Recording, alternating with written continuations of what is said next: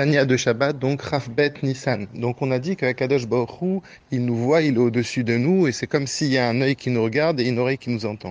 Par rapport à ça, le Admor Azaken, il demande comment on peut dire qu'Akadosh Baruch Hu, il nous voit, il a des yeux, il a des oreilles, mais c'est pas ça, c'est un exemple qu'on donne corporellement. Hachem, il n'a pas un corps, il a ni yeux, il a ni d'oreilles. Comment on peut donner ce machal pour Akadosh Baruch Hu et qu'est-ce que ça peut signifier pour nous?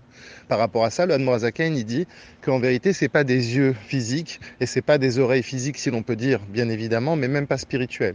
Et il donne un exemple très simplement. Il dit que nous-mêmes, par rapport à nous-mêmes, on n'a pas besoin de regarder l'état de notre corps avec nos yeux, mais on sait, par exemple, quand on se sent pas bien, quand on a froid ou quand on a trop chaud ou bien, etc.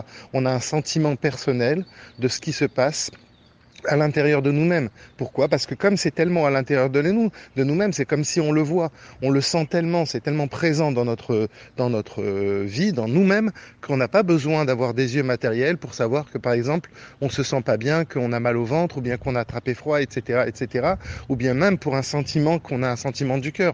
On sait exactement dans quelle situation on se trouve, plus physiquement que moralement, mais même des fois on peut arriver moralement. Pourquoi? Parce que ça fait partie de nous-mêmes. De la même manière, Akadosh Baruch Hu et nous, on est vraiment unis. Et donc Akadosh Baruch Hu, il n'a pas besoin de voir avec ses yeux ce qui se passe à l'intérieur de nous-mêmes. Hachem, il est tellement en nous et nous sommes tellement en lui que Hachem, il ressent exactement ce que nous, on ressent. L'Admor Azakan, il termine, il dit attention, ceci n'est qu'un machal, parce que ça pourrait induire en erreur. On pourrait croire qu'Akadosh Baruch Hu, il est donc limité par rapport à nos actions, puisque lui, il ressent, etc.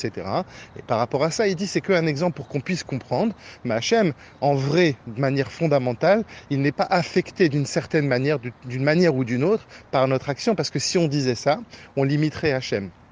Il y a beaucoup d'exemples. L'Admor Azaken dit qu'on peut trouver plein d'exemples plus fins pour arriver à comprendre cette idée-là, mais il termine en disant les Bnei Israël, on est Ma'aminim, Bnei Ma'aminim, on est des gens qui croyons et on n'a pas besoin de preuves. Et par conséquent, on sait qu'Akadosh Baruch Hu, il est avant d'avoir créé le monde et après d'avoir créé le monde, on sait qu'Hachem, il est uni, il est unique, il est un, et on n'a pas pour ça, on ne doit pas avoir besoin de preuves parce que justement, on a un peuple de croyants.